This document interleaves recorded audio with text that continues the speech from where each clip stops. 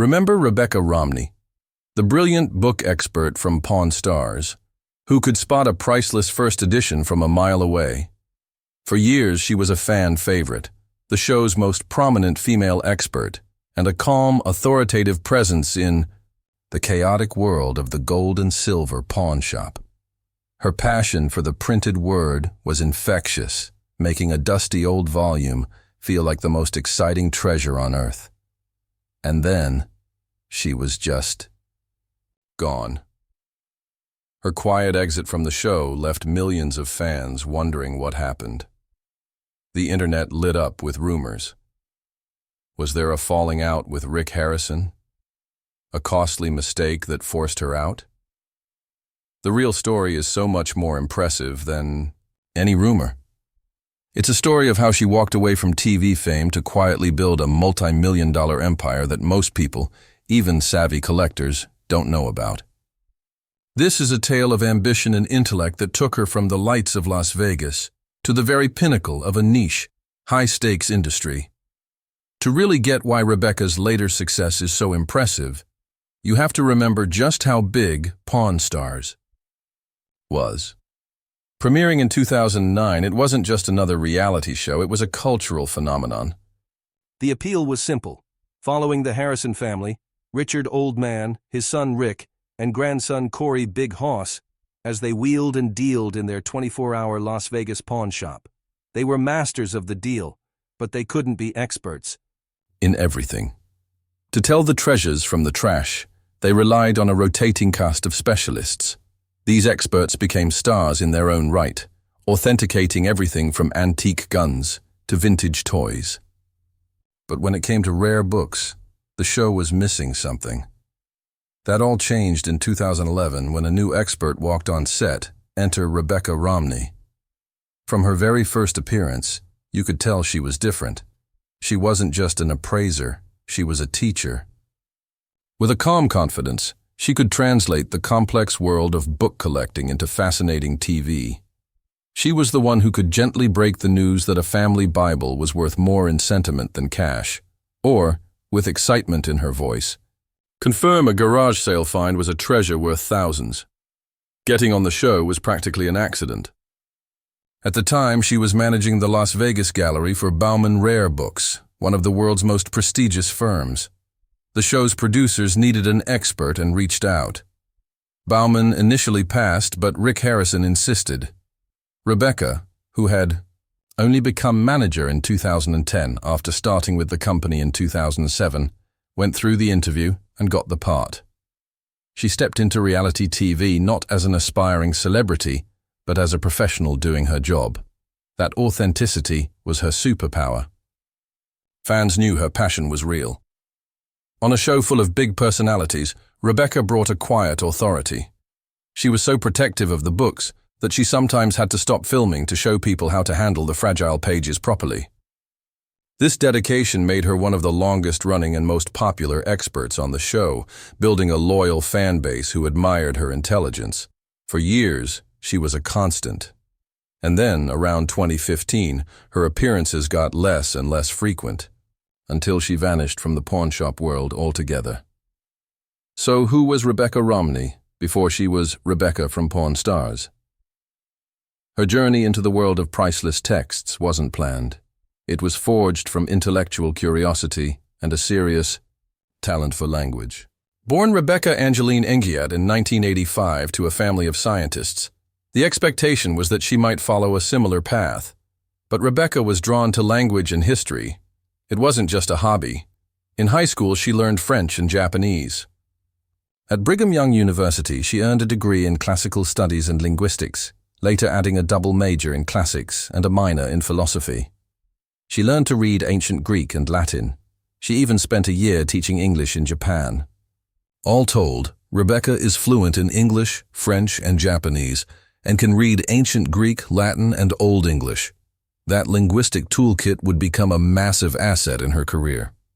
Still, after college, her path wasn't clear. She'll be the first to tell you she stumbled into the rare book world by accident.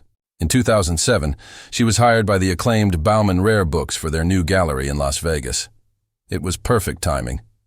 The job gave her immediate access to an incredible array of books and manuscripts. She proved to be a natural. Her academic mind and love for history were a perfect fit for the world of antiquarian books. She wasn't just selling objects, she was selling tangible pieces of history. She rose quickly, becoming gallery manager in 2010, just 3 years after she started. It was from that position that Pawn Stars found her. But her expertise wasn't just for TV. Behind the scenes, she was attending the prestigious Colorado Antiquarian Book Seminar and the Rare Book School to deepen her knowledge. She was building a reputation as a serious professional, not a TV personality. Her identity was rooted in scholarship and a genuine love for the material. She was, in essence, a scholar who happened to be on television, not the other way around. This foundation is crucial to understanding what came next. She had the credibility to dream bigger than a Vegas TV set. The question was, what would that dream look like? For millions of viewers, Rebecca's departure felt sudden and mysterious.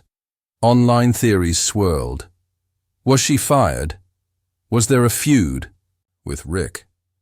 One rumor that still pops up involves a stolen first edition of the Book of Mormon, appraised by Rebecca, that supposedly cost the shop $24,000 and led to an FBI investigation. Whispers claimed Rick held her responsible, forcing her out. The truth, however, is far less dramatic and way more strategic. There's no evidence the book incident had anything to do with her leaving. In fact, Rebecca has shot down any talk of backstage drama, confirming her good relationship with the cast. She's mentioned going on double dates with Rick and his wife and having nerd-fest dinners with other show experts. The real reason for her disappearance wasn't a single event, but a series of ambitious career moves. The first big step came in 2014. After years of running the Vegas gallery, she earned a major promotion at Bauman Rare Books. She moved to the company's headquarters in Philadelphia to take on a much larger role managing central operations, leading research, and even overseeing the acquisition of entire libraries. It was a huge step up. This move to the East Coast was the main reason her Pawn Stars appearances dropped off. The show films in Las Vegas, and it just wasn't practical for her to fly back for every appraisal. She was a guest expert, not a full-time cast member, and her demanding new job took priority. But that was just the beginning. In 2016, she moved again, this time to Brooklyn, New York, to work for another highly respected firm, Honey and Wax Booksellers. This marked a shift to a more boutique operation, allowing her to further sharpen her own curatorial vision. Each move took her deeper into the heart of the rare book world, and further from the Las Vegas spotlight. Fans were understandably confused, since no formal announcement was ever made. But the truth is, her career was simply outgrowing the show. That made her a star. She was no longer just the Vegas book expert. She was becoming a major player in the national antiquarian book trade. She had leveraged her TV fame into incredible professional opportunities, and now an even bolder idea was forming.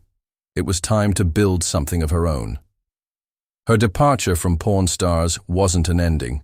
It was clearing the stage for her biggest act yet. Rebecca's story is all about leveling up in a way few TV personalities ever do. Before we pull back the curtain on the business she built and the incredible net worth that came with it, take a moment to subscribe and hit that notification bell. You won't want to miss our future stories about where your favorite stars are now. For most people, leaving a hit TV show is a one-way ticket to obscurity. For Rebecca Romney, it was a launchpad.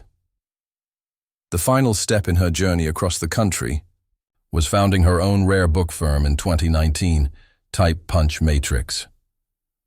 This was the beginning of the empire that forms the foundation of her wealth today.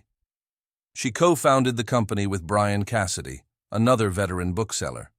Together, they brought over 3 decades of combined expertise to their new venture, setting up shop in Silver Spring, Maryland, just outside Washington, D.C. The location was strategic, placing them in a hub of culture, academia, and wealth. Don't picture a dusty old bookstore. Type Punch Matrix is a high-end, appointment-only gallery for historical and cultural treasures. The name itself is a nod to the components of early letterpress printing. This is a place that deals in pivotal works from all fields. On any given day, their inventory might include a first edition of Robinson Crusoe for $15,000, or something as monumental as an original typescript of Allen Ginsberg's Howl for a staggering $375,000. But what truly sets Type Punch Matrix apart is its mission to make book collecting more accessible. Rebecca has been vocal about dismantling the stereotype that rare books are only for the super rich. She insists her gallery is for everyone. Alongside six-figure items, they offer affordable treasures, like a first sci-fi effort from Samuel R. Delaney for just $15. They believe collecting is about passion and curiosity, not just the price tag.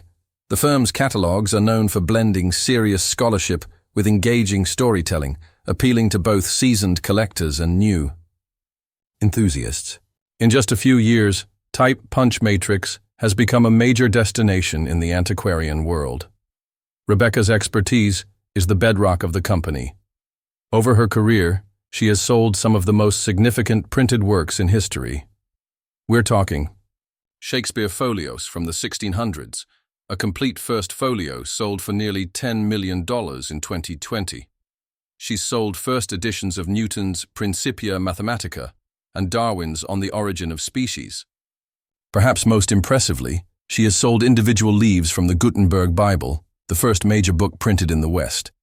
A complete one is priceless, but a single page can be worth a fortune, with one recently priced at $115,000. This is the engine of her empire. By building her own firm, Rebecca transitioned from an employee to an owner. She now has equity in a business that trades in irreplaceable artifacts, giving her not just an income, but a stake in an immensely valuable collection. She took the expertise she showed the world on TV and turned it into a thriving business. So, after walking away from the spotlight and building a powerhouse company, what is Rebecca Romney actually worth? While she is private about her finances, credible estimates place her net worth between $1 and $2 million as of 2024-2025. Now, that might not sound shocking in a world of billionaire celebrities, but consider how she built it. This isn't inherited money or a fleeting reality TV fortune. This is wealth built on pure intellect and entrepreneurial grit in one of the world's most specialized markets. The primary source is her company, Type Punch Matrix. As co-founder of a firm dealing in items valued in the hundreds of thousands of dollars, her earning potential is huge. Her second income stream comes from her published works. In 2017, she co-authored the book Printer's Error: Irreverent Stories from Book History with her husband, J.P. Romney, which earned praise for making book history fun and accessible. She has also authored influential scholarly catalogs for her firm, such as The Romance Novel in English, and curated major projects like Jane Austen's Bookshelf, which chronicles her effort to collect the works of Austen's favorite women writers. Beyond that, Rebecca is a highly sought-after expert, serving on the boards of the Antiquarian Booksellers Association of America and the Bibliographical Society of America. Her work has been featured in The New York Times, The Atlantic, and Forbes, and she appeared in the 2019 documentary The Booksellers. These roles build her brand and drive high-value clients to her business. But Rebecca's impact goes far beyond her net worth. She is actively reshaping the traditionally male-dominated world of book collecting. In 2017, she co-founded the Huang Honey and Wax Book Collecting Prize with Heather O'Donnell. The prize awards $1,000 to an outstanding collection built by a woman in the U.S. age 30 or younger. They noticed that if you searched online for book collector, you'd see page after page of older men. The prize was created to change that, encouraging a new, diverse generation of women to proudly call themselves collectors. Rebecca Romney's story is a masterclass in turning intellectual capital into financial wealth. Her friendly return to the big screen in the 2022 spin-off Pawn Stars Do America, where the cast visited her at Type Punch Matrix, was the perfect symbol of her journey. She was no longer just the expert they called in. She was the destination. So, Rebecca Romney never really disappeared. She evolved. She quietly traded the glare of TV cameras for the focused work of building a legacy. By founding Type Punch Matrix, she transformed from a beloved expert into a formidable entrepreneur, creating a space in the rare book world that is both successful and vibrant. Her journey is a powerful reminder that fame isn't the end goal, it's a tool. She has crafted a career on her own terms, combining a deep passion for history with sharp business sense. More than just building wealth, she's working to make her world more inclusive for the next generation. Rebecca Romney may not be a regular on our TV screens anymore, but her influence on the world of books and her inspiring story of turning passion into $1 million empire is more visible than ever.